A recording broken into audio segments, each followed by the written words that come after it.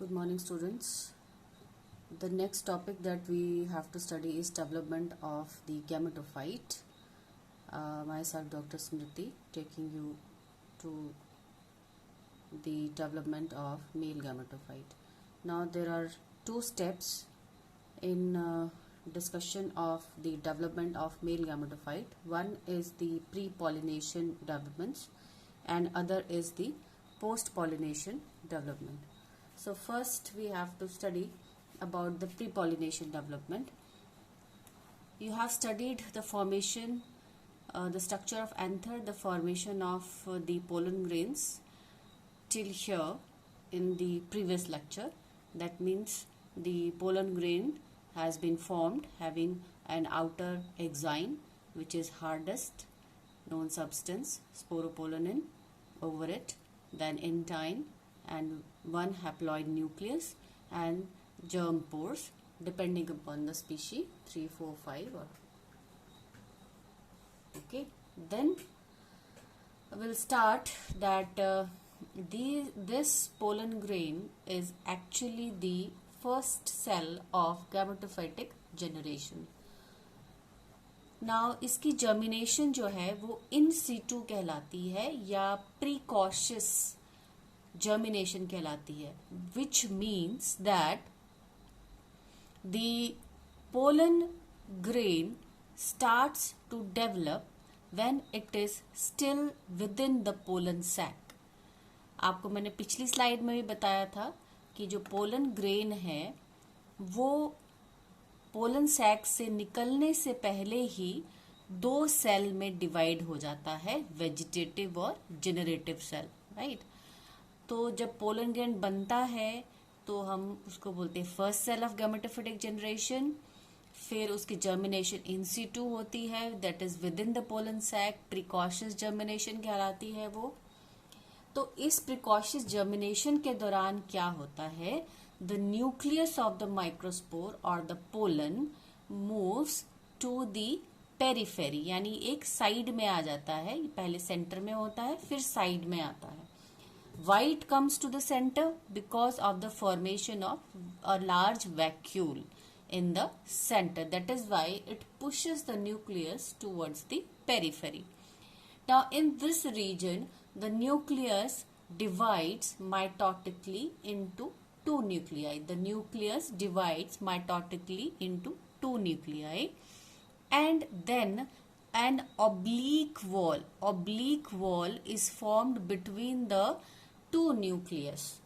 Because of that oblique wall, one cell that is formed is smaller, called as the generative cell, and it is lens shape. You can see here it is lens shape, and the bigger cell called as the vegetative cell or the tube cell.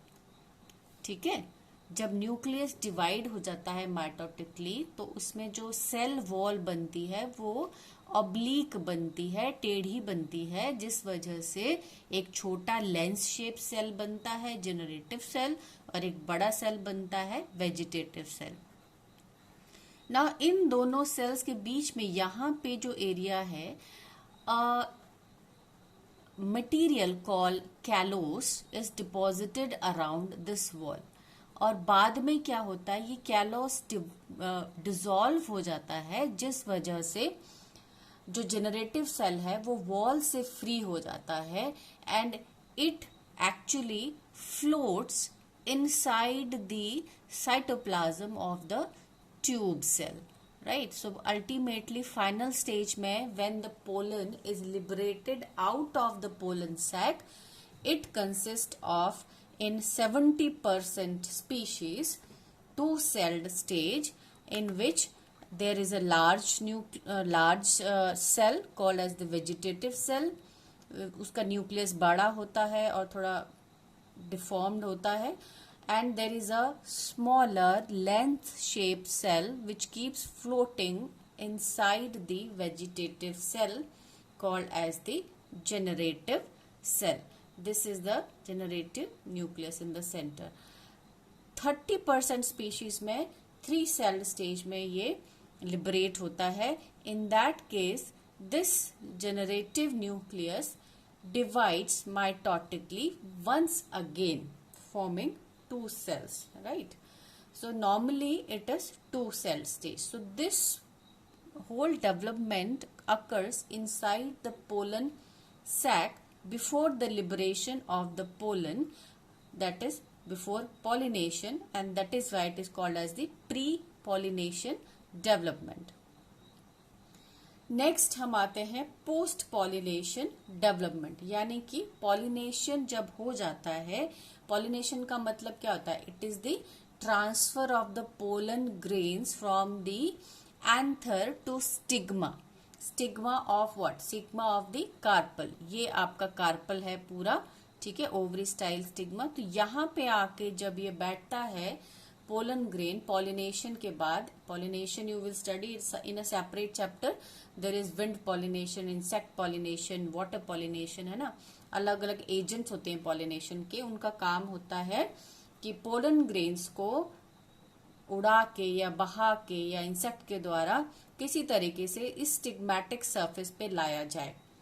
तो after that what happens when the pollen grain reaches the stigma of the carpel? जो pollen grain होता है it absorbs water, है ना, छोटा सा होता है वो, लेकिन इट एब्जॉर्ब्स वाटर जो कि स्टिग्मा पे रहता है, एंड इट स्वेल्स. और स्वेलिंग के बाद क्या होता है? It releases the recognition factors जो उसके वॉल में होते हैं स्पोरोपोलिन में. और वो जो टैपिटम जो बनाता है, टैपिटम का जो फंक्शंस हैं वो आप ऐड कर लेंगे पिछले वाले लेक्चर में. I will give you another slide on that. So उसका एक और फंक्शन होता है टैपिटम का कि वो रिकग्निशन फैक्टर भी प्रोवाइड करती है. So here recognition factor you can see there are two proteins S1 and S2 inside the style, and you can see the pollen tubes which are germinating are from pollens having the protein S3 and S4, and these two proteins are compatible to S1. This is compatible to S2. अगर ये same होता है जैसे S1 और S2 ही है इसके अंदर, तो ये इनकम्पैटिबल हो जाते हैं. सेम का मतलब होता है कि it is from the same flower, same plant, तो वो सेल्फ पॉलिनेशन हो जाता है. And maximum plants they prefer cross pollination so that the process of evolution continues. तो क्रॉस पॉलिनेशन के लिए उसी प्लांट का होना चाहिए, लेकिन क्रॉस पॉलिनेशन होनी चाहिए. इसीलिए कुछ एक ऐसे प्रोटीन स्टाइल में प्रेजेंट होते हैं, स्टिग्मा पे रहते हैं, और वो रिकग्नाइज करते हैं रिकग्निशन फैक्टर्स के द्वारा वेदर इट इज कंपैटिबल और नॉट.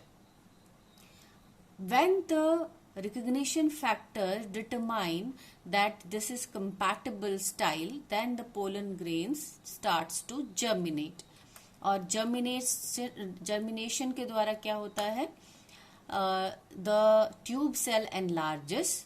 tube cell क्या होता है? तो vegetative cell है, वो बड़ा होता है.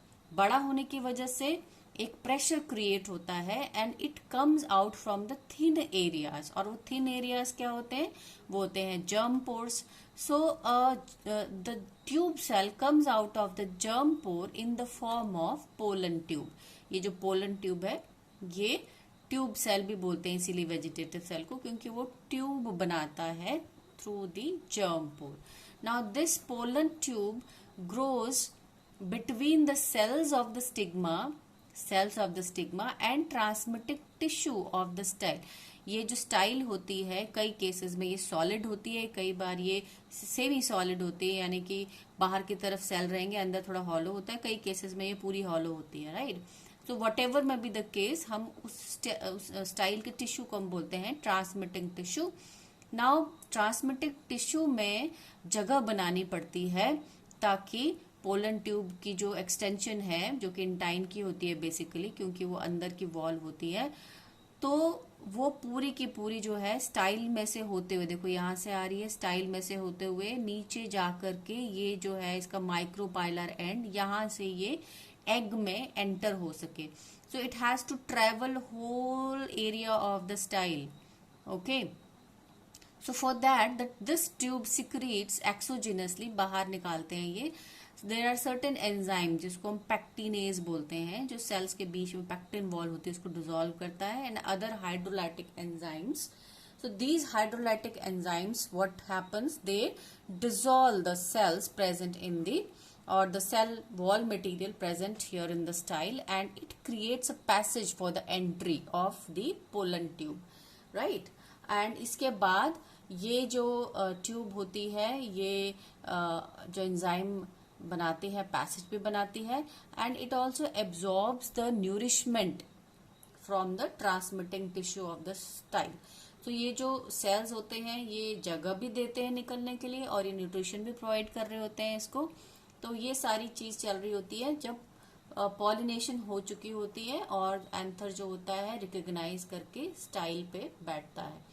Now once the tube is formed, इसके बाद क्या होता है, देखिए ये भी पोस्ट पॉलिनेशन का ही सेकंड पार्ट है. इसके अंदर ये जो है एंथर, इसमें ये ट्यूब आने लगी. देखो ये ट्यूब न्यूक्लियस आता है सबसे नीचे और उस ट्यूब न्यूक्लियस में ही बह करके, क्योंकि जनरेटिव सेल क्या होता है, it is floating in this tube cell.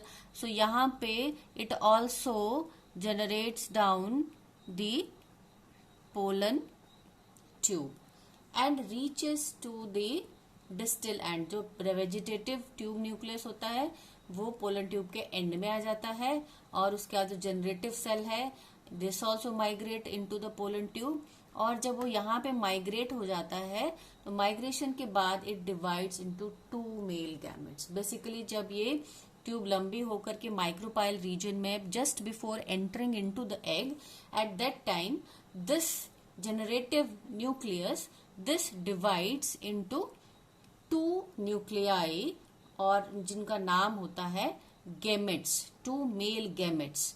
ना ये मेल गैमेट्स कैसे होते हैं आपको पता है, ये हैप्लॉइड होते हैं और ये माइटोटिक डिवीजन से बनते हैं, क्योंकि हैप्लॉइड तो ये पहले हो चुके होते हैं. जब टेट्राड बनता है तब मियोसिस होता है और तब वो हैप्लॉइड होते हैं.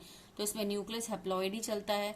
तो ये 2 मेल गैमेट बनाते हैं बाय माइटोटिक डिवीजन. तो उसमें सिमिलर अमाउंट ऑफ क्रोमोसोम रहता है जो कि हैप्लॉइड होता है. So consist of haploid nucleus around which a thin sheet of cytoplasm is present. So main उसमें क्या होता है, हैप्लॉइड न्यूक्लियस होता है और साइटोप्लाज्म कम होता है.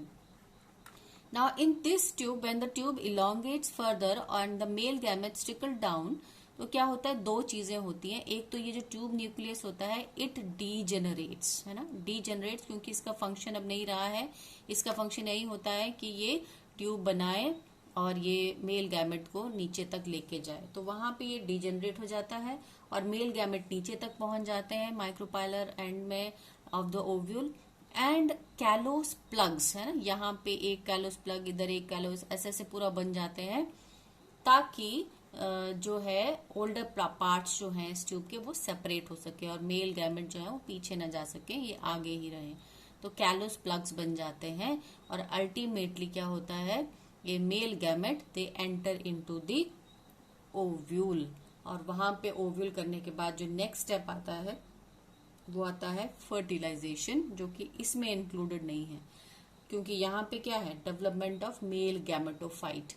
सो मेल गैमेटोफाइट जब 2 मेल गैमेट्स बन जाते हैं, यहाँ तक आने तक जो है ये इसका डेवलपमेंट कंप्लीट हो जाता है कि मेल गैमेट बन गए हैं.